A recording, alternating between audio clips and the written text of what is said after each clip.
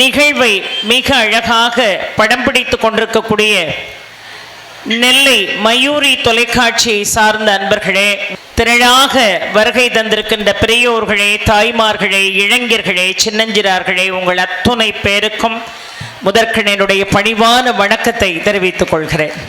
ஆனால் 5 நாட்கள் பேசக்கூடிய பாக்கியத்தை முருகப்பெருமான் வழங்கியிருக்கிறான். அந்த முருகப்பெருமானுக்கு முதற்கனையினுடைய வணக்கத்தை நான் சிரம் தாழ்ந்து நான் முருகப்பெருமானுடைய சன்னிதானத்திலே என்னுடைய வணக்கத்தை நான் சொல்கிறேன்.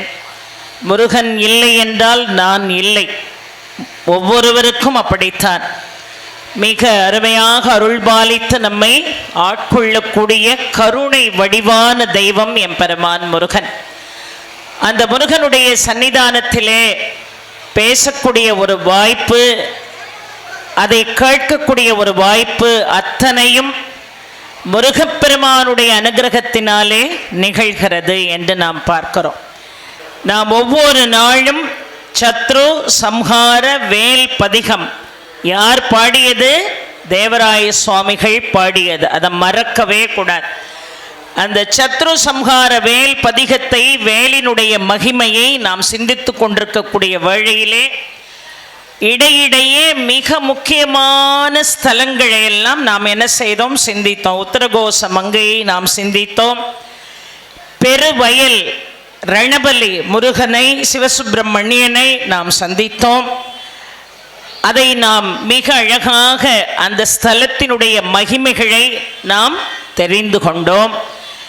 நேற்றைய தினம் மிக அழகாக பஞ்சேஷ்டி ஸ்தலம், திருவள்ளூர் மாவட்டத்தில் இருக்கக்கூடிய பஞ்சட்டி என்று அழைக்கக்கூடிய அகத்தியர் வழிபட்ட அந்த ஸ்தலத்தை பற்றி நாம் சிந்தித்தோம். அதை போல இன்றைக்கு ஒரு அபூர்வமான ஒரு ஆலயத்தோடு இந்த சத்ரு சம்ஹார வேல் பதிகத்தை பற்றி நாம் சிந்திக்க இருக்கிறோம். ரொம்ப அழகா அருமையான ஒரு ஸ்தலத்தை பற்றி இன்றைக்கு நாம் சிந்திக்க இருக்கிறோம். சாதாரணமான ஸ்தலமே அல்ல. இப்போ ஜாதகத்தில் ஒவ்வொருவருக்கும் ஒவ்வொரு கோளாறு நிச்சயம் இருக்கும். எல்லாமே சரியா இருக்கும்னு சொல்ல முடியுமா? முடியாது. எல்லாருக்கும் பிறந்ததிலிருந்து ஏதாவது ஒரு நன்மை நடக்கும், ஏதாவது ஒரு தீமை நடக்கும். வாழ்க்கை என்பது சக்கரம்தான் இல்லையா? நம்முடைய பூர்வ ஜென்ம கர்ம வினைகளுக்கு ஏற்றார் போல, நம்முடைய பழ வினைகளுக்கு ஏற்றார் போல நல்லது தீமை ரெண்டும் கலந்துதான் வாழ்க்கையில வரும். இதுக்கு கவலையே படாம நாம இருக்கணும்னா, நான் நிறைய முறை இந்த மேடையில் மட்டுமல்ல உலகம் முழுவதும் சொல்லி இருக்கிறேன், கோளறு பதிகம் பாடுங்கள். ஞானசம்பந்த பெருமான் பாடிய கோளறு பதிகத்தை தினமும் காலையில் பாடினால் நாம் இந்த நவகிரகங்களை பற்றி நாம் கவலைப்பட வேண்டியது இல்லை.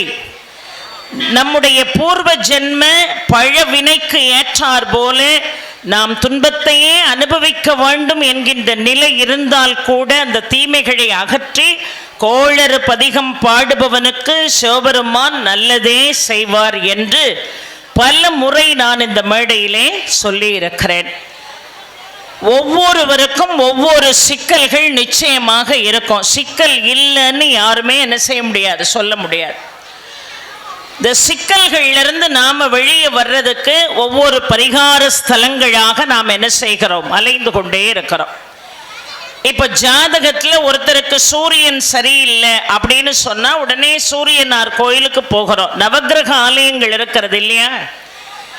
சந்திரன் சரியில்லை என்று சொன்னால் திங்களூர்ல போய் வழிபாடு செய்கிறோம். செவ்வாய் சரியில்லை என்று சொன்னால் முத்து குமார சுவாமி அருள்பாலித்து கொண்டிருக்கக்கூடிய வைத்தீஸ்வரன் ஆலயத்திற்கு நாம் செல்கிறோம். புதன் கிழமை ரொம்ப அழகா, புதன் சரியில்லை ஒரு ஜாதகத்தில்னா திருவெங்காடு போகிறோம். வியாழன் சரியில்லை என்று சொன்னால் குரு அருள்பாலிக்கக்கூடிய ஆலங்குடிக்கு செல்கிறோம். வெள்ளி சுக்கிரன் சரியில்லை ஜாதகத்தில் அப்படின்னு சொன்னால் உடனே புறப்பட்டு எங்கே போகிறோம்? கஞ்சனூருக்கு போகிறோம். நான் இன்றைக்கு நிறைவாக பேசக்கூடியது மிக முத்தாய்ப்பான ஆழமான விஷயம். நீங்கள் சேருக்கெல்லாம் சண்டை போட்டுக்கிட்டு அங்கேயும் இங்கேயும் கதை பேசிக்கிட்டு இருந்தீங்கன்னா இந்த கதை உங்களுக்கு முழுமையாக இந்த பொக்கிஷம் உங்களை வந்து சேர்வதற்கு தடையாகிவிடும். கவனம் முழுவதும் மேடையை நோக்கி என்ன செய்யணும், இருக்கணும். ஆக சூரியனுக்கு சூரியனார் கோவில், சந்திரன் சரியில்லைன்னா திங்களூர், செவ்வாய் சரியில்லைன்னா வைத்தீஸ்வரன் கோவில், புதன் சரியில்லைன்னா திருவெங்காடு, வியாழன் சரியில்லை என்று சொன்னால் ஆலங்குடி, சுக்கிரன் சரியில்லைன்னா கஞ்சனூர், சனி சரியில்லைன்னு சொன்னால் திருநள்ளாறு, ராகும் கேதும் சரியில்லை, ராகு சரியில்லைன்னா திருநாகேஸ்வரம், கேது சரியில்லை என்று சொன்னால் கீழப்பெரும் பள்ளம் என்கின்ற ஊரில் போய் அந்த ஸ்தலத்தில் நாம் வழிபாடு செய்கிறோம். ஒவ்வொருவருக்கும் ஜாதக ரீதியாக இருக்கக்கூடிய பிரச்சனைகளுக்கு ஒவ்வொரு பரிகாரங்களை காலாகாலமாக செய்து கொண்டுதான் இருக்கிறோம். ஆனால் சூரியனார் கோவில் போகணும், திருவெங்காடு போகணும், கஞ்சனூர் போகணும், திருநள்ளாறு போகணும்னு காலம் முழுதும் போக முடியாது. அப்படிங்கிற காரணத்தினால தான் கோளறு பதிகம் பாடுங்கள், உங்களுடைய துன்பங்கள் எல்லாம் நீங்கி போகும் என்று நமக்கு வழிகாட்டி இருக்கிறார் ஞானசம்பந்த பெருமான். இன்னொரு பொக்கிஷத்தை நான் உங்களுக்கு சொல்கிறேன். பரிகாரம் செய்யணுமா? 27 நட்சத்திரக்காரர்களும் ஒரே ஒரு ஆலயத்தை இறுக்கி பிடிச்சா போதும் பரிகாரம் செஞ்ச மாதிரி. இப்போ ஒவ்வொரு நட்சத்திரத்துக்கும் ஒவ்வொரு ஆலயத்திற்கு பரிகாரத்துக்கு போகணும் இல்லையா?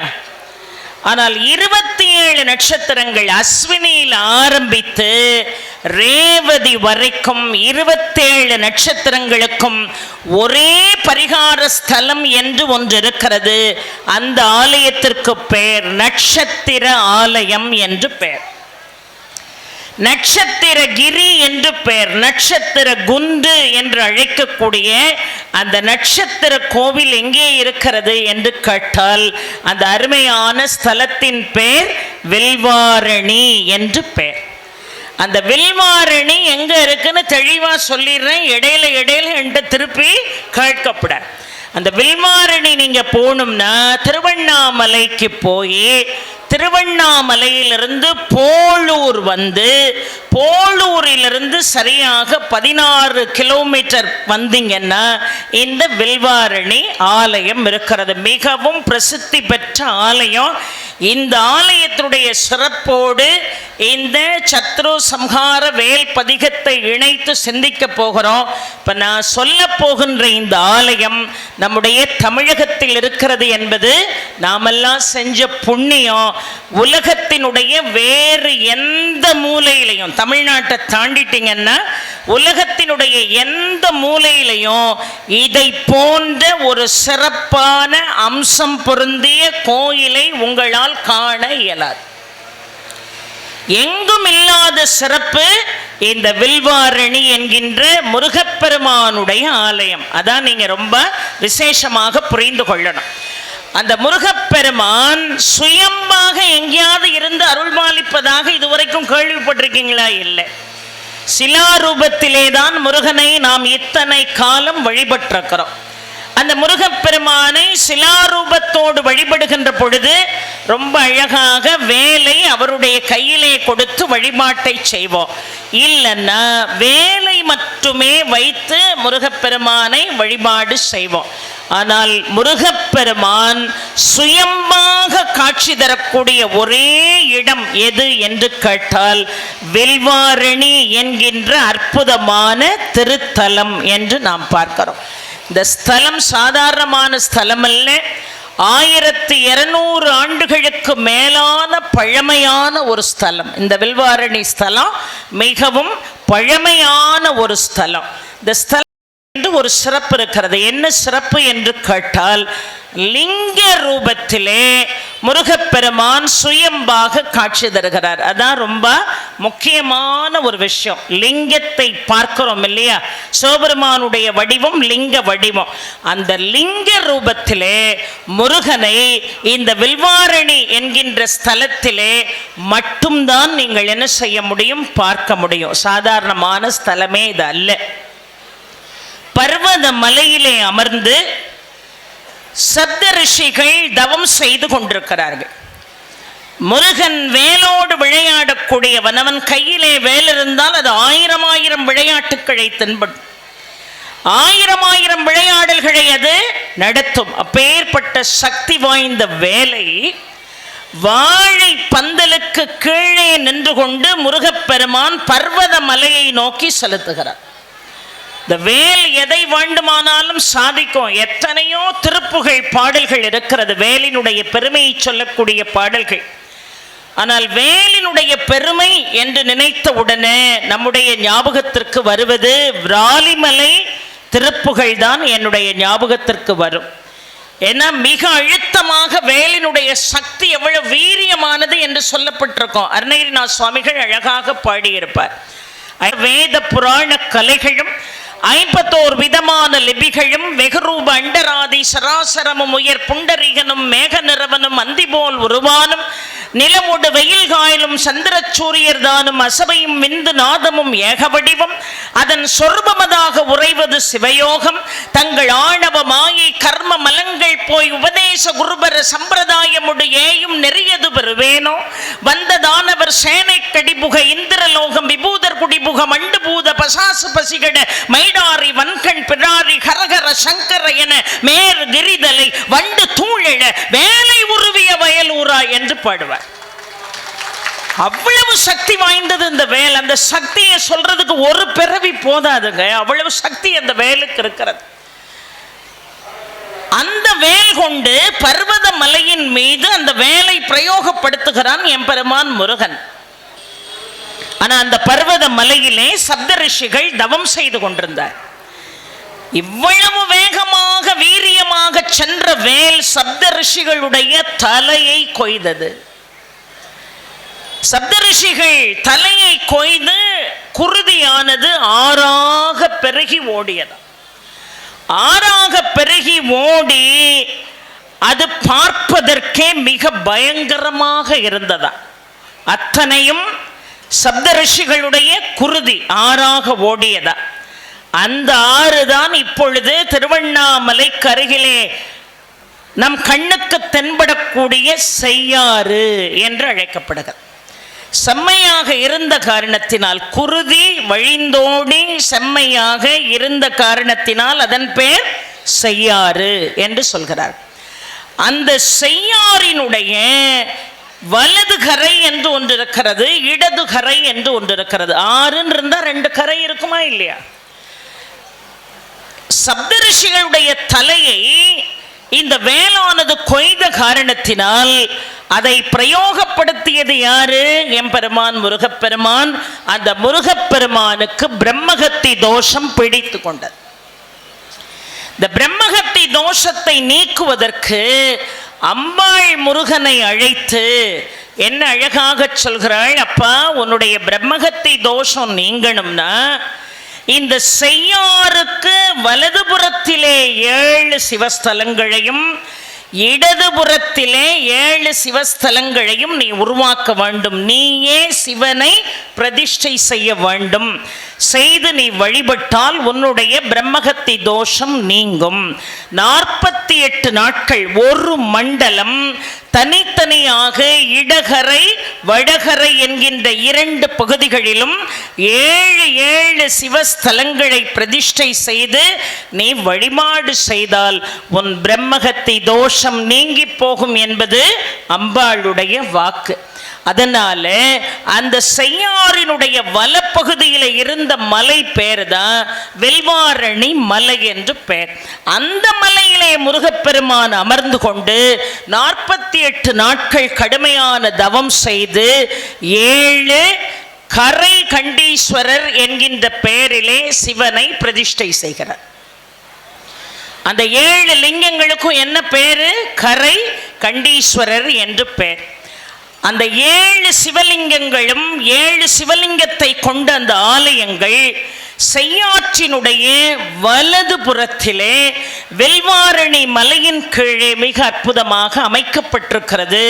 அது எந்தெந்த ஆலயங்கள் என்று கேட்டால் காஞ்சி, கடலாடி, மாப்பாக்கம், மாதிமங்கலம், ஏலந்தூர், மிக அழகாக குருவி மலை, பூண்டி என்று அழைக்கக்கூடிய 7 ஸ்தலங்கள், வலது புறத்திலே இந்த 7 ஸ்தலங்களை முருகப்பெருமான் நிர்மாணித்து அந்த ஆலயத்தில் பிரதிஷ்டை செய்யப்பட்ட 7 சிவலிங்கங்களுக்கும் பெயர் கரை கண்டீஸ்வரர் என்று பெயர். இடது பக்கம் அதை போல தேவகிரி மலையிலே அமர்ந்து 48 நாட்கள் தவம் செய்து வாசுதேவன் பட்டு ஒரந்தவாடி, இன்னும் ரொம்ப அழகாக நார்தம் மலை, நெல்லிமேடு, இன்னும் அழகா ரொம்ப அற்புதமான ஸ்தலங்கள் நார்தமலை, நெல்லிமேடு, மோட்டுப்பாளையம், பழங்கோயில், நிறைவாக மண்ட கொளத்தூர். 7 ஸ்தலங்கள் இந்த பக்கம், 7 ஸ்தலங்கள் அந்த பக்கம் வலது பக்கத்தில். அந்த 7 ஸ்தலங்களை 7 லிங்கங்களை முருகப்பெருமான் பிரதிஷ்டை செய்வதற்கு முன்னதாக வெல்வாரணி மலையிலே அமர்ந்து 48 நாட்கள் கடுமையான சிவபூஜை செய்து இந்த 7 ஸ்தலங்களை உருவாக்குகிறார்.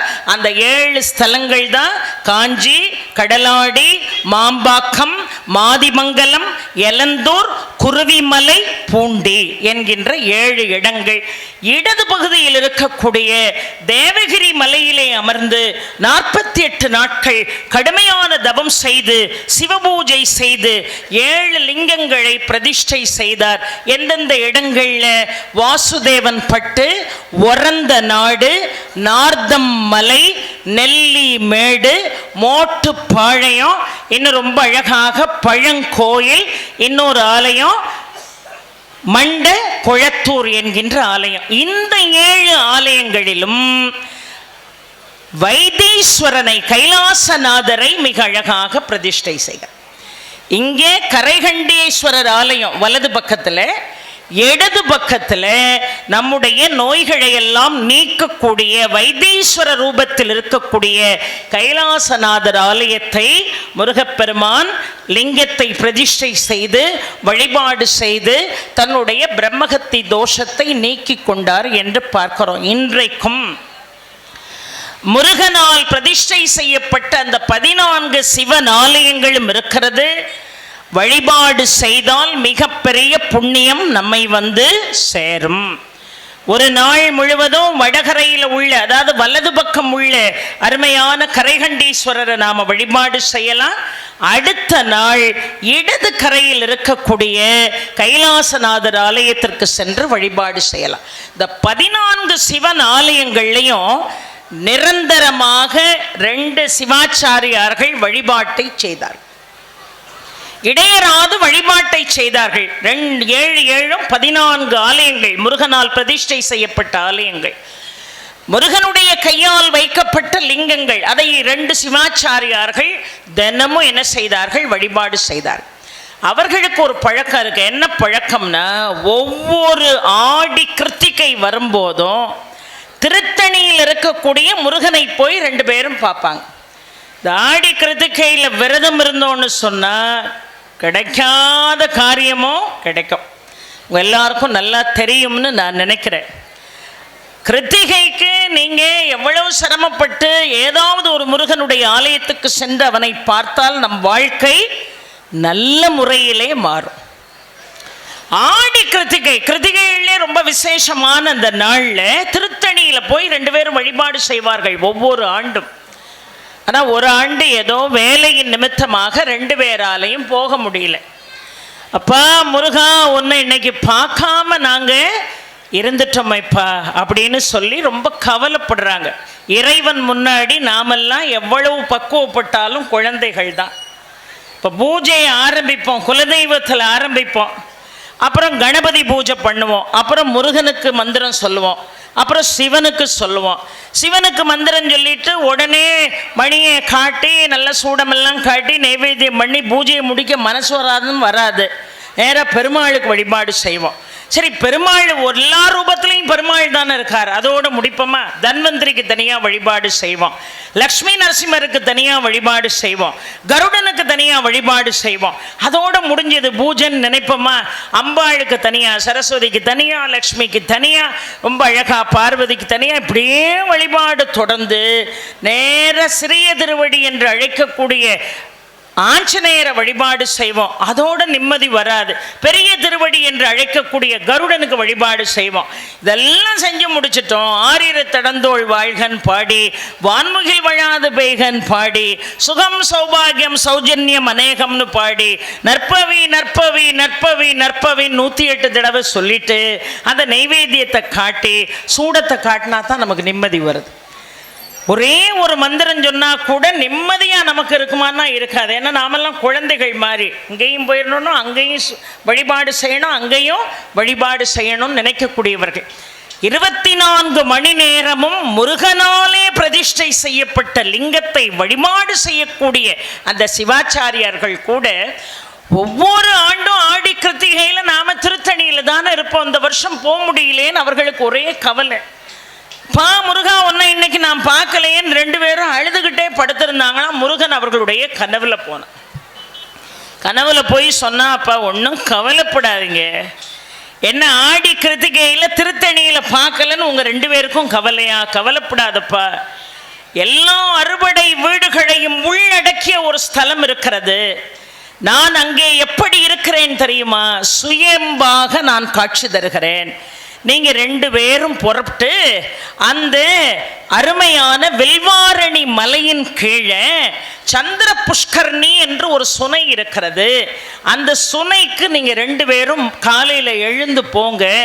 அங்கே ஒரு நாகம் உங்களுக்காக காத்து கொண்டிருக்கோம். உங்களை பார்த்த உடனே அந்த நாகம் வழிகாட்டி ஒரு இடத்துக்கு போகும். அந்த நாகம் காட்டக்கூடிய வழியிலே நீங்கள் என்ன செய்யணும்? பின்னாடியே நீங்கள் போகணும். அப்படி போனீங்கன்னா நான் அங்கே தென்படுவேன். என்னை எடுத்து பிரதிஷ்டை செய்து வழிபாடு செய்ய வேண்டியது உங்கள் கடமை என்று முருகப்பெருமான் கனவிலே சென்று சொன்ன உடனே 2 பேரும் அப்படி திடுக்கிட்டு உடம்பெல்லாம் புல்லரித்து 2 பேரும் விழித்தார்கள். மறுநாள் காலையில் பிரம்ம முகூர்த்தத்திலே எழுந்து 2 பேரும் புறப்பட்டார்கள். ஏன்னா எங்க சுவாமி இருக்குன்னு இவங்களுக்கு தெரியாது. கனவுல வந்து சொல்லியிருக்காரு அவ்வளவுதான, சுவாமி எங்க இருக்காருன்னு தெரியல. 2 பேரும் அப்பெல்லாம் எப்படி காடா செடியா இருந்திருக்கும் இடம். அந்த இடத்து வழியா நடந்து ரொம்ப தூரமா பயணப்பட்டு போய் சுவாமியை பார்க்கணும், சிலது இறைவனிடமிருந்து பெறணும்னா முதல்ல என்ன வேணும்? வைராகியம் வேணும். இதை நான் பெற்றே தீருவேன், உன்கிட்ட வாங்காம நான் போக மாட்டேன் அப்படின்னு மனுஷாள்கிட்ட பேசுற மாதிரி பேசணும். நான்லாம் வீட்டில் சாமி கும்பிட்டுக்கிட்டே இருக்கும்போது முதல்ல ஒவ்வொரு பூவா கிரியை செய்வோம் இல்லையா? ஜரியை கிரியை யோகம் ஞானம்.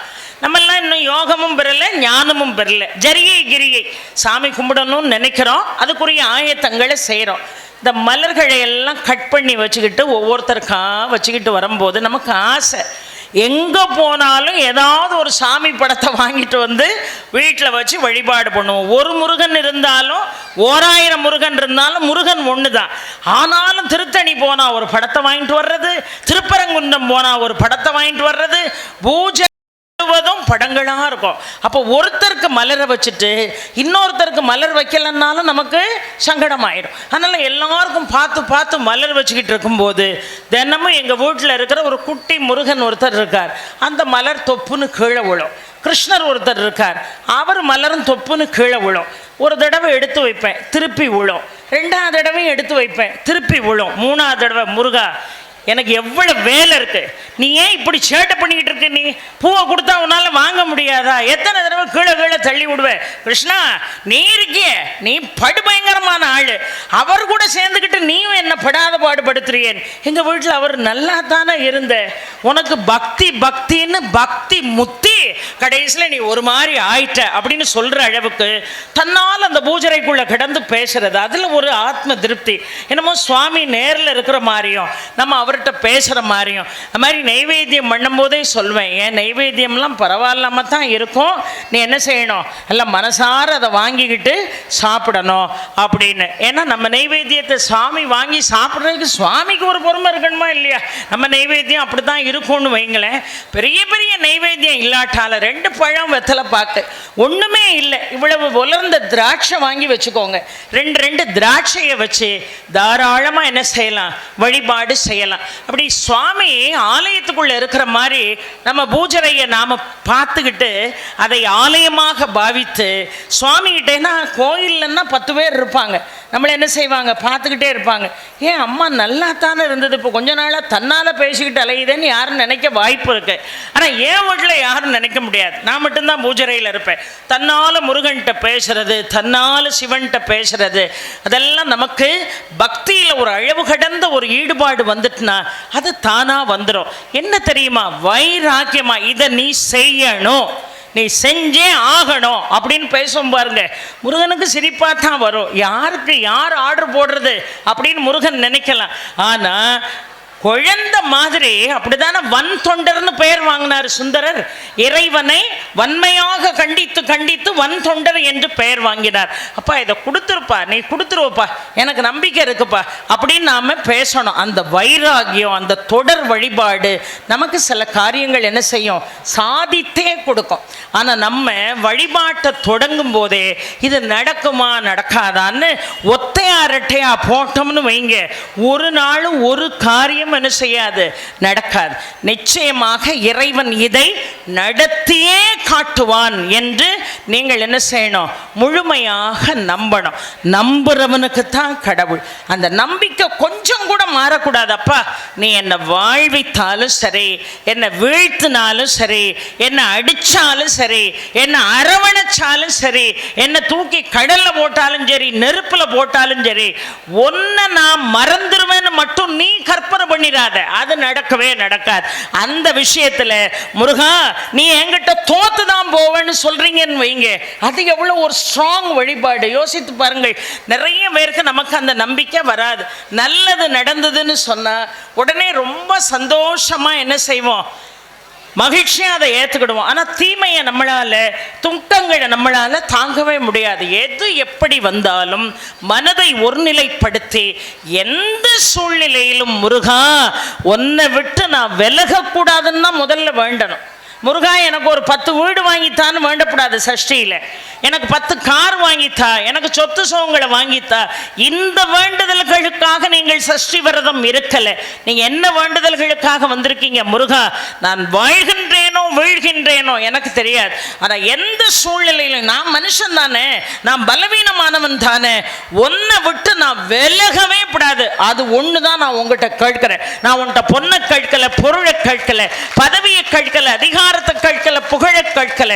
எந்த சூழ்நிலை என் வாழ்க்கையில நடந்தாலும் ஒன்னை விட்டு நான் விலக மாட்டேன். நான் விலகிறவனான்னு நீ என்ன சோதிச்சு பார்க்கியா, நீ தான் தோத்து போவியே தவிர நான் தோற்றே போக மாட்டேன்னு சொல்லக்கூடிய வைராகியமான வழிபாடு இருக்கணும். அந்த வழிபாடு தான் அந்த 2 சிவாச்சாரியார்களுக்கும் இருந்தது. கனவுல முருகன் சொன்னதை கேட்டுக்கொண்டு நேரா அந்த சந்திர புஷ்கரணி சொனையில போய் நின்றார்கள். அங்கே இவர்களுக்காகவே நாகம் காத்து நின்றார். இப்ப அந்த நாகம் ஒரு குறிப்பிட்ட இடம் வரைக்கும் சென்று அப்படியே காணாமல் போனது. அந்த இடம் வரைக்கும் வந்துட்டு அந்த நாகத்தை காணுமேன்னு அங்கும் இங்கும் தேடினால் ஒரு கள்ளி செடி இருக்கக்கூடிய புதர், அந்த புதருக்குள்ள சிவலிங்க ரூபம் ஒன்று இருக்கிறது. ஏன்னா முருகன் வேறு சிவன் வேறு அல்ல பெரியோர்களே. முருகனே சிவன், சிவனே முருகன். அதுல ரொம்ப தெளிவா இருக்கணும் நீங்க. ஏன்னா ரொம்ப அழகாக கச்சியப்பர் கந்தபுராணத்திலே சிவனே சொல்வது போல ஒரு வாக்கை சொல்கிறார். ஆதலின் நமது சக்தி ஆறுமுகன், அவனும் யாமும் வேதகம் என்றால் நம்போல் பிரிவிலன், ஏதமில் குழவி போல்வான், யாண்டும் நின்றான் யாவையும் உணர்ந்தான் என்று ஒரு ஸ்டேட்மெண்ட் சொல்றாருன்னா என்ன பொருள்? நானும் முருகனும் ஒண்ணுதான், பார்வதி நம்முடைய இருவரின் சக்தி தான் இந்த முருகன் என்று ரொம்ப அழகாக ஒரு வாக்கு மூலமாக இறைவன் கொடுப்பதாக கந்தபுராணத்திலே மிக அழகாக கச்சியப்பர் பாடுகிறார். அதனாலதான் ரொம்ப அழகாக ஓதியாகியும் உணர்ந்தவருக்கு உணரவும் உண்ணா நீதியாகியும் நிர்மலமதாகிய திகழும் ஜோதியாகியும் தொழுதிடும் எம் மன்னோர்க்கெல்லாம் ஆதியாகியும் நின்றவன் யாரு?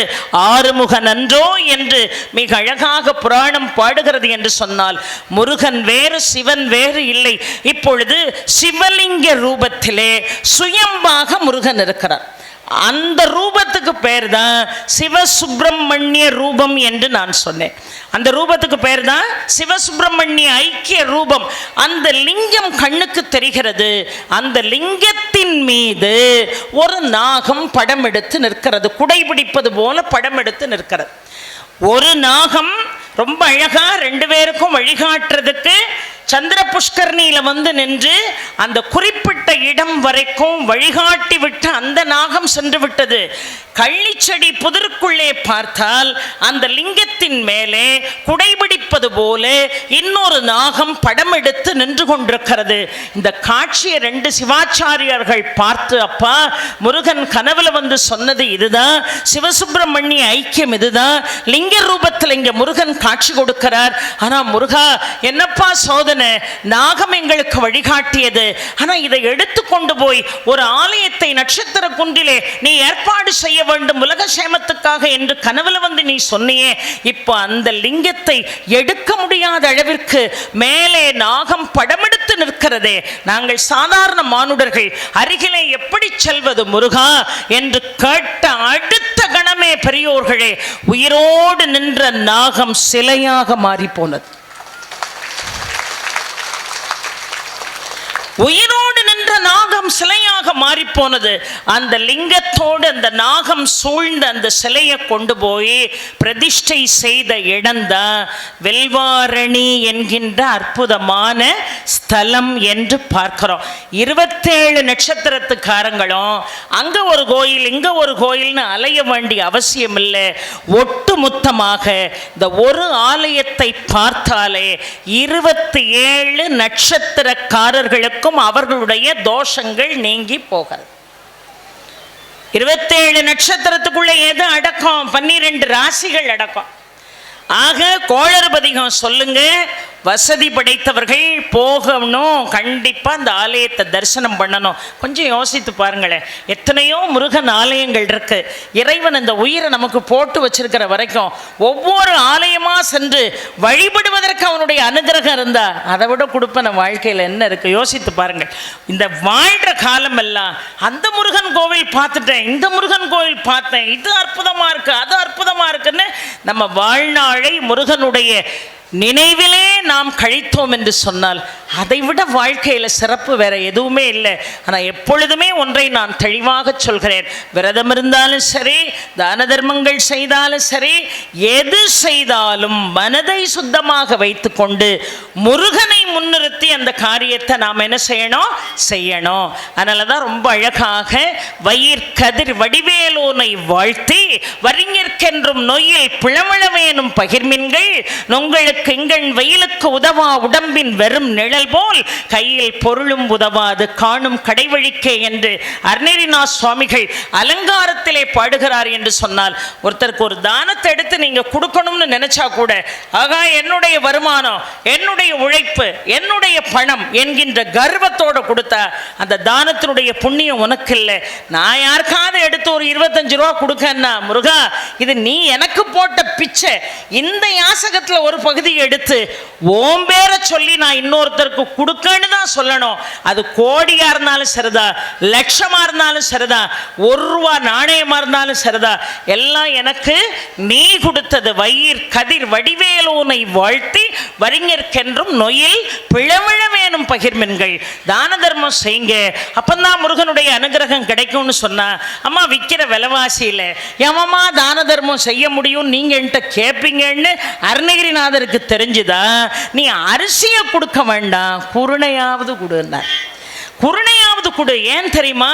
எனக்கு, என் கணவனுக்கு, என் பிள்ளைக்கு, என் பேரனுக்கு, என் பேத்திக்குன்னு சேர்த்து சேர்த்து வைக்கிறியப்பா. வெயில் அடிக்குது, அந்த வெயிலில் போய் நீ நிற்கிற. உன் உடம்பு தான், நீ வளர்த்த உடம்பு தான், நீ சாப்பிட்டு வளர்த்த உடம்பு தான். அது வெயிலில் போய் நிற்கும் போது ஒரு நிழலை வெளியே தள்ளும். ஐயோ கால் கையெல்லாம் சுடுதேன்னு அந்த காலினுடைய வெப்பத்தை தணிக்கிறதுக்கு ஓ உடம்புல இருந்து விழக்கூடிய நிழல்ல போய் உன்னால நிற்க முடியுமா? நிற்க முடியாது. இல்லை, உன் உடம்பிலிருந்து விழக்கூடிய நிழல் எப்படி உனக்கு உதவாதோ அதை போல நீ உழைத்த உழைப்பிலிருந்து வந்த காசா கூட இருக்கலாம், அதை தான தர்மம் செய்யாம உனக்குன்னு மட்டும் நீ வச்சுக்கிட்டீன்னா போற வழிக்கு நீ புண்ணியம் தேட முடியாது என்று சொல்கிறார். என்று சொன்னால் எந்த வழிபாடுமே தான தர்மத்தோடு அந்த வழிபாடு இருக்கணும், நல்ல சிந்தனையோடு அந்த வழிபாடு இருக்கணும். வசதி இருக்கிறவன் கார் எடுத்துட்டு 300 முருகன் கோயில் இல்லை 3000 முருகன் கோயிலுக்கும் போகலாம். ஆனால் மனசு நல்ல மனசாக இருக்கணும். குடிக்கிறதுக்கு ஒருத்தன் தாகத்துக்கு தண்ணி கேட்டால் தாக சாந்திக்கு முதல்ல பாட்டில் எடுத்து குடிங்கன்னு கொடுக்கணும். 18 ரூபா ஒரு பாட்டில். இப்போ 1 லிட்டர் பாட்டில் 18 ரூபா. இது வரும்போதே சஷ்டிக்கு வரும்போதே இவ்வளோ கூட்டம் இருக்கும். ஒரு இடத்துல இருந்து ஒரு இடத்துக்கு தண்ணி குடிக்க போகணும்னு உங்களுக்கெல்லாம் தெரியாதா? வரும்போதே தண்ணியை வாங்கிட்டு வரணும் அப்படின்னு சொன்னோம்னா சஷ்டி விரதம் 6 நாள் இருந்தும் ஒரு புண்ணியம் இல்லை. மறந்தவன் மறந்துட்டு வந்துட்டான், அவன் தாகத்துக்கு தண்ணி கொடுக்கலன்னா உனக்கு கோயிலில் என்ன வேலை? எந்த வேலையும் இல்லை. தினமும் காலையில் 4 இட்லி சாப்பிட்றோமா? 3 தான் நமக்கு. ஒரு இட்லி ஒன்று வீட்டில் இருக்கக்கூடிய நாய்க்கோ இல்லை காகத்துக்கோ இல்லை யாராவது யாசகர்களுக்கோ தான் கொடுத்து எடுத்து வச்சுட்டு நம்ம என்ன செய்யணும்? சாப்பிடணுமே தவிர எல்லாமே எனக்கு எனக்கு என்று வாழ்ந்தால் இந்த உலகம் உனக்கு நிரந்தரமாக இருக்குமே தவிர இன்னொரு உலகம் கூட இல்லை, போகிற பாதை கூட உனக்கு சாதகமாக இருக்காது. ஏன்னா அவ்வளவு பழமையான அந்த வழிபாடு செய்கின்ற பொழுது என்ன சொன்னார்கள் தெரியுமா? வெல்வாரணி ஆலய சுயம்பு முருகனை வழிபாடு செய்யணும்னா அவனுடைய அனுகிரகத்தை நீ பெற வேண்டும் என்று சொன்னால் அந்த ஆலயத்தில் வழிபாட்டோடு உன்னுடைய காரியம் நிற்கக்கூடாது. அந்த ஆலயத்திற்கு சென்று வழிபாடு செய்பவர்கள் கண்டிப்பாக அன்னதானம் செய்யணும். 1000 பேருக்கு செய்யணும்னு நான் சொல்லலை. ஒரு 3 பேருக்கு சாப்பாடு வாங்கி கொடுக்கலாம்ல? ஒருத்தரை சொல்லுங்க, ஒருத்தருக்கு சாப்பாடு வாங்கி கொடுக்கலாம்ல? இந்த வஸ்திரங்களை தானமாக கொடுக்கறது, ஆகாரத்தை தானமாக கொடுக்கறது, அதை போல புண்ணியம் உலகத்தில் வேற எதுவும் இல்லை. எப்பொழுதும் உங்களுக்கு நான் ஒரு சூட்சமம் சொல்கிறேன். வாழ்க்கையில் எது செஞ்சாலும் எந்த வழிபாடு செஞ்சாலும் தான தர்மத்தோடு தான் என்ன செய்யணும்? வழிபாடு செய்யணும். ஒருத்தருக்கு ஆகாரம் கொடுக்கணும். உங்கள்கிட்ட ஒரு 10 புது புடவை வருதுன்னு வைங்க, ஒரு சூட்சமம் சொல்லிட்டு போகிறேன். ஒரு 10 புது புடவை வருதுன்னா ஆகா ஒரு 10 புது சேலை கடவுள் எனக்கு கொடுத்துருக்கான், ஒரு 4ஐயாவது எடுத்து நான் இன்னொருத்தருக்கு, ஏற்கனவே நீ கட்டினதா கூட இருக்கலாம், இன்னொருத்தருக்கு தானமாக கொடுக்கணும். ஆனால் ஒன்று சொல்கிறேன், இந்த புடவையை கழிப்போம் பாருங்க, புதுசு 10 வந்த உடனே பழைய புடவையை கழிக்கும் போது இருக்கிறதுலே இத்தது செத்தது அத்தது கலர் போனது இதெல்லாம் தேடி பிடிச்சி கொண்டு போய் ஒருத்தருக்கு கொடுத்தீங்கன்னா பாவத்துக்கு மேல பாவம் தான் வந்து சேருமே தவிர புண்ணியம் வராது. ஒன்னாலே ஒன்று கட்ட முடியலன்னா அதை இன்னொருத்தரால எப்படி கட்ட முடியும்? அதனால ஓரளவுக்கு அது உடுத்தக்கூடிய நிலையில் இருக்கக்கூடிய ஆடைகளை தான் கொடுக்கணும். ஆகாரம் மிஞ்சி போச்சுன்னு ஒருத்தனை கூப்பிட்டு கொடுக்கக்கூடாது. ஒன்னால பழையது சாப்பிட முடியலன்னு தானே இன்னொருத்தன் கொடுக்க, அப்போ அவனால் மட்டும் சாப்பிட முடியுமா? அதனால எப்பொழுதுமே என்ன செய்யணும்? ரொம்ப அழகாக கொஞ்சம் கொடுத்தாலும் ஒருத்தருக்கு புதுசான ஒரு ஆகாரத்தை கொடுக்கணும். தினமும் ஒரு அதிதிக்கு சாப்பாடு கொடுத்துட்டு சாப்பிடணும்னு நீங்கள் என்ன செய்யணும்? நினைக்கணும். அதுதான் உண்மையாகவே புண்ணியத்தை தேடித்தரும். நீங்கள் எல்லாம் நம்ப மாட்டீங்க, என் சமையல் எப்படி இருக்குங்கிறத நீங்கள் சாப்பிட்டு பார்த்து தான் சொல்லணும், எனக்கு தெரியாது. ஆனால் தினமும் 12:30 எங்கள் வீட்டுக்கு ஒருத்தர் வந்து அம்மா சாப்பாடு ரெடி ஆகிட்டா அப்படின்னு கேட்பார். நான் வீட்டில் இருந்தால் என் கையால் தான் சாப்பாடு கொடுப்பேன். ஒரு நாள் வந்தார், வந்துட்டு அம்மா நேற்று என்னமோ ஒரு குழம்பு வச்சுருந்தீங்களே என்னது அப்படின்னார்.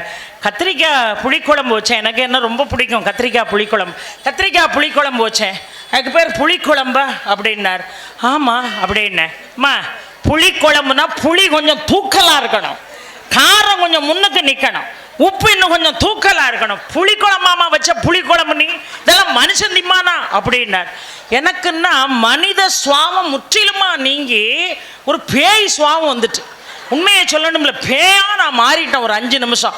இந்த மனுஷனுக்கு நம்ம சாப்பிட்றதுக்கு முன்னாடியே தினமும் ஆகாரம் கொடுத்தா இவருக்கு எவ்வளவு தைரியம் இருந்தா புளினா புளி இருக்கணும், உப்பு இருக்கணும், உரப்பு இருக்கணும்னு எங்கிட்டே வந்து சொல்றாரேன்னு. இங்கே பாருங்க, எனக்கு புண்ணியமே கிடைக்காட்டாலும் பரவாயில்ல, நாளைக்கு என் வீட்டு வாசலுக்கு நீங்க வந்துடுறாங்க, இந்த குறை சொல்றவனுக்கு நான் சாப்பாடு கொடுக்க மாட்டேன், அந்த சாப்பாட்டை இன்னொருத்தர் கொடுத்துக்கிடுறேன் அப்படின்னு. அப்படியெல்லாம் நீங்க சொல்லப்படாதுமா அப்படின்னு நெடுஞ்சாங்கரையா காலில் விழ போனார். வேண்டாயா விடுங்க, நீங்க ஏதோ அவசரத்தில் சொல்லிட்டீங்க, நானும் ஏதோ கோபத்தில் பேசிட்டேன்ம்மா, சாப்பாடு இல்லைன்னு மட்டும் சொல்லிடாதீங்கம்மா, புளி இல்லை, உப்பு கொஞ்சம் தூக்கலாக இருக்கணும், காரம் கொஞ்சம் முன்னுக்கு நிற்கணும்னு சொன்னது நான் இல்லைம்மா, இந்த வீதி முக்கில் உங்கள் வீட்டுக்காரர் தான் என்ன பார்த்து.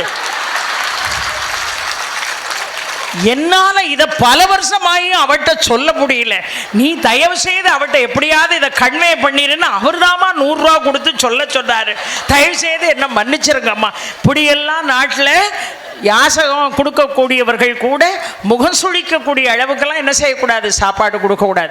நல்ல சுத்தமான தண்ணி கொடுக்கணும், நல்ல கிழியாத ஆடை கொடுக்கணும், நல்ல ருசி இல்லாட்டா கூட அவலமில்லாத அழுகல் இல்லாத கெட்டு போகாத ஆகாரத்தை கொடுத்து அவன் மனசார நம்மளை என்ன செய்யணும், வாழ்த்திட்டு போகணும். அந்த ஆலயத்தில், வில்வாரணி ஆலயத்தில் சுயமாக முருகன் காட்சி தருகிறான். நீங்க இப்ப போனீங்கன்னா அங்க வள்ளி தெய்வான சமேத முருகன் வேலோடு இருப்பார். அது பிற்காலத்தில் செய்து சிற்பம் வைத்து வழிபட்டார்களே தவிர மூலம் என்பது சிவசுப்பிரமணிய ரூபம்.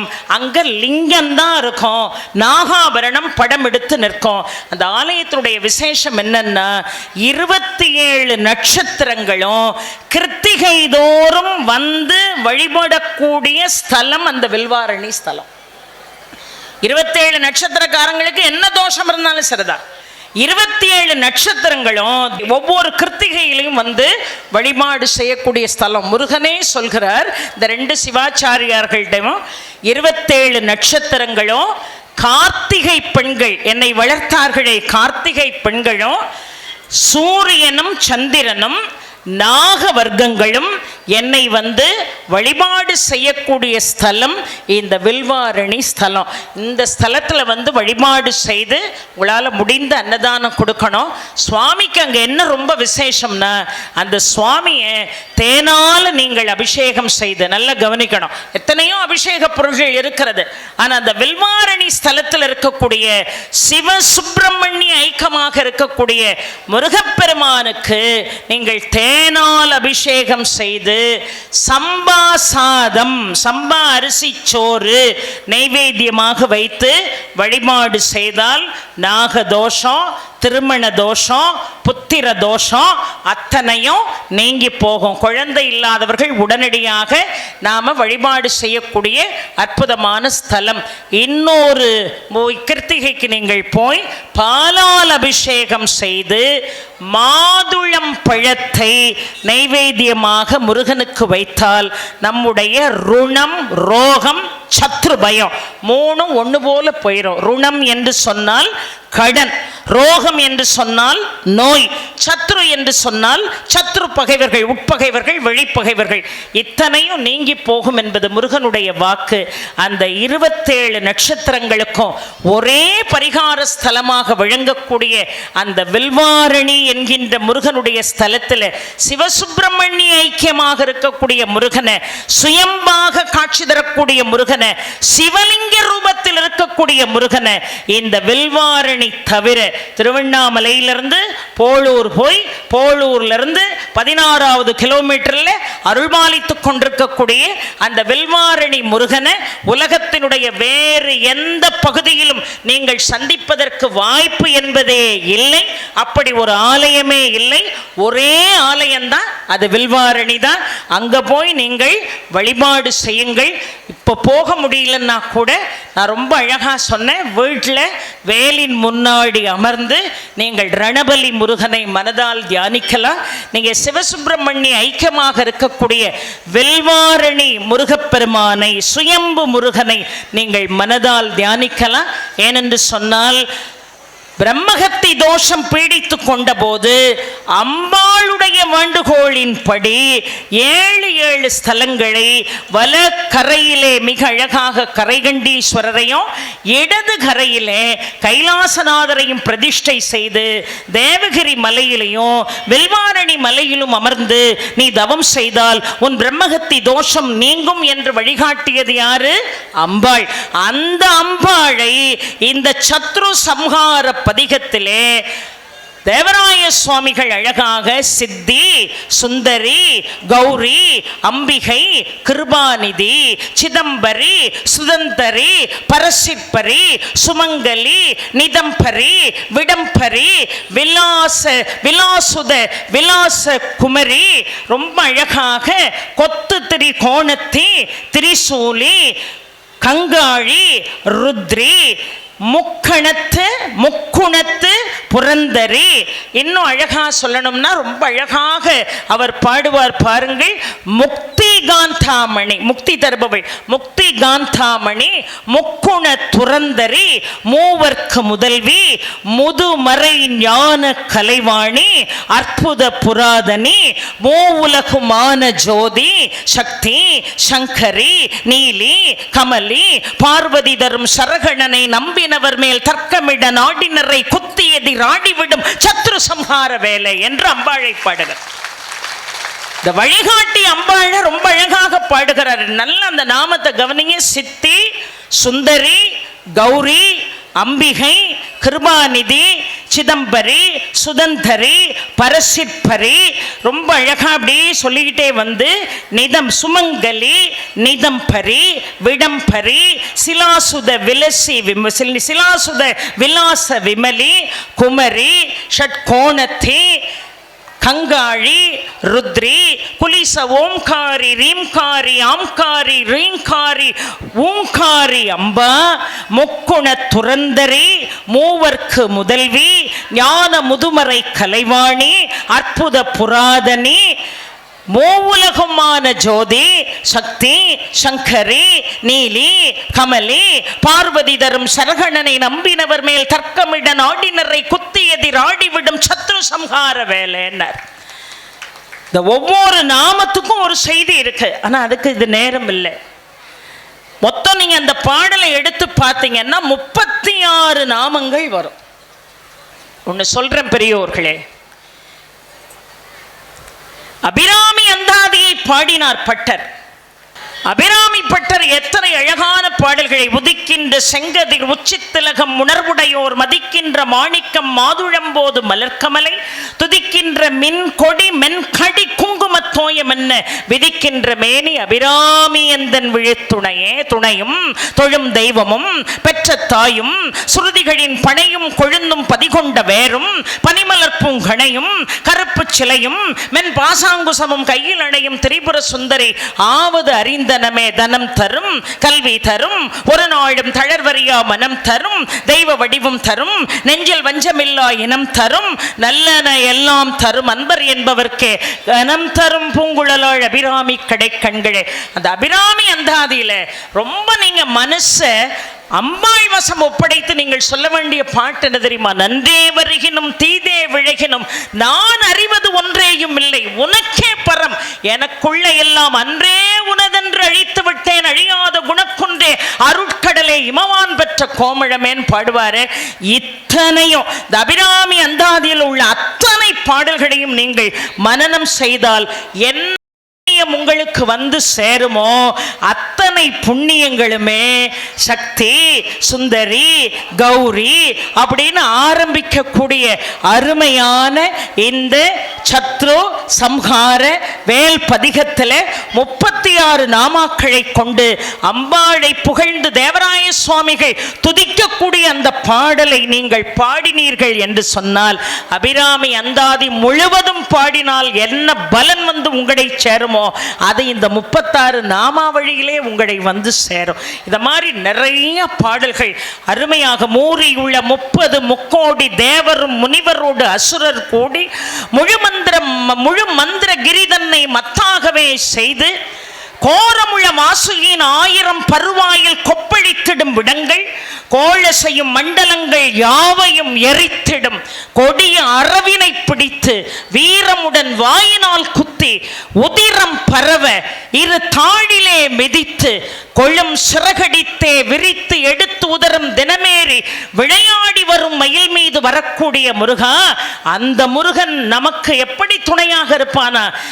தினமும் மயில் மீது விளையாடி வரும் முருக சரகணனை நம்பினவர் மேல் தர்க்கமிட நாடினரை குத்தி எதிராடிவிடும் சத்ரு சம்ஹார வேலைன்னு ஒவ்வொரு பாடலும் முடிகின்ற பொழுது ரொம்ப அழகாக அந்த முருகப்பெருமானை வழிபடக்கூடிய அடியவர்களை யாராவது சிந்தையால் எதிர்த்தாலும் வாயால் எதிர்த்தாலும் அவர்களுக்கு கெடுதல் செய்யணும்னு நினைச்சாலும் கொடுமை செய்ய வேண்டும் என்று நினைத்தாலும் யாருடைய பாட்சாவும் முருகன் முன்னால் பலிக்காது. நம்மை அவன் காத்தே தீருவான் என்பதுதான் சத்ரு சம்ஹார வேல் பதிகத்தினுடைய சாராம்சம். இந்த சத்ரு சம்ஹார வேல் பதிகத்தை கொஞ்சம் கொடுங்கம்மா அப்படின்னு என்கிட்ட நேற்று ஒருத்தங்க கேட்டாங்க. நல்லா கேட்கணும். நீங்கள் எல்லாம் முருகனுடைய அடியார்கள். ஒருத்தருக்கு ஒருத்தர் எந்த தேவைக்காகவும் என்ன செய்யக்கூடாது, போட்டி போடக்கூடாது. கிடைக்கணும் இருந்தால் உங்களுக்கு கிடைக்கும். எனக்கு இருந்த வேலை பழுவுக்கு இடையிலையும் ஒரு 25 காப்பி இன்னைக்கு எங்கள் ஆஃபீஸில் உட்காந்து நான் பிரிண்ட் அவுட் எடுத்து கொண்டு வந்திருக்கேன். அதை நான் ஆஃபீஸில் ஒப்படைச்சிட்டு போகிறேன். யாராவது ஒரு 25 பேர் அதை தயவு செய்து வாங்கி கொண்டு வேண்டும் என்று நினைப்பவர்கள் அதை வாங்கி உட்கார்ந்து நாளைக்கு சூரசம்ஹாரத்துக்கு முன்னாடி உங்களுக்கு நிறைய நேரம் கிடைக்கும். அந்த நேரம் நீங்கள் எழுதி இந்த சத்ரு சம்ஹார வேல் பதிகத்தை நீங்கள் பாராயணம் செய்வீர்கள் என்று சொன்னால் சத்ருக்கள் பயம், ருணம், ரோகம் நீங்குவது மட்டுமல்ல, சகல சௌபாகியமும் மங்களமும் மகிழ்ச்சியும் மன நிறைவும் நீண்ட ஆயுளும் நிறை செல்வமும் சகல தோஷ நிவாரணியாக விளங்கக்கூடிய இந்த சத்ரு சம்ஹார வேல் பதிகம் உங்களுக்கு வாரி வழங்கும் என்பதை இந்த வேளையிலே செய்தியாக சொல்லி படம் பிடித்துக் கொண்டிருக்கக்கூடிய மயூரி தொலைக்காட்சியை சேர்ந்த நண்பர்கள் எல்லாவற்றுக்கும் மேலாக இந்த நிகழ்வை இத்துணை நேரம் 5 நாட்களும் பொறுமையோடு கேட்ட இந்த பக்த கோடிகளுடைய பாதார விந்தங்களை தொட்டு வணங்கி வாய்ப்புக்கு நன்றி பாராட்டி முருகனுடைய அருள் முன்னின்றால் மாசியிலே சந்திப்போம் என்று சொல்லி வாய்ப்புக்கு நன்றி பாராட்டி விடைபெறுகிறேன். உருவாய் அருவாய் உழதாய் இலதாய் மறுவாய் மலராய் மணியாய் ஒழியாய் கருவாய் உயிராய் கதியாய் விதியாய் குருவாய் வருவாய் அருள்வாய் குகனே ஆறிரு தடந்தோள் வாழ்க அறுமுகம் வாழ்க வெற்பை குருசை தனிவேல் வாழ்க குக்குடம் வாழ்க செவ்வேள் ஏறிய மங்கை வாழ்க யானைதன் அணங்கு வாழ்க மாறிலா வள்ளி வாழ்க வாழ்க சீரடியாரெல்லாம் வெற்றிவேல் முருகனுக்கு, ஞானவேல் முருகனுக்கு, வீரவேல் முருகனுக்கு.